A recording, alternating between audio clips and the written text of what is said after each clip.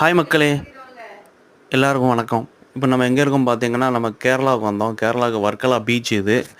வர்க்கலா பீச்சில் பார்த்தீங்கன்னா, ஒரு ஒரு வாய்க்கால் ஒன்று பார்த்தோம். ஒரு சாதாரண வாய்க்கால் தான் நாங்கள் பார்த்தோம்.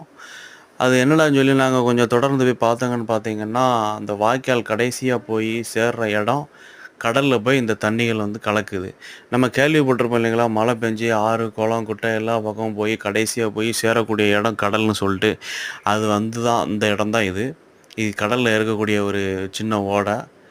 அதில் போகக்கூடிய தண்ணி நல்ல தண்ணி. இந்த நல்ல தண்ணி வந்து நேராக போய் கடலில் போய் கலக்கிற ஒரு காட்சி தான் நம்ம எடுத்துக்கிட்டு இருக்க இந்த காட்சி.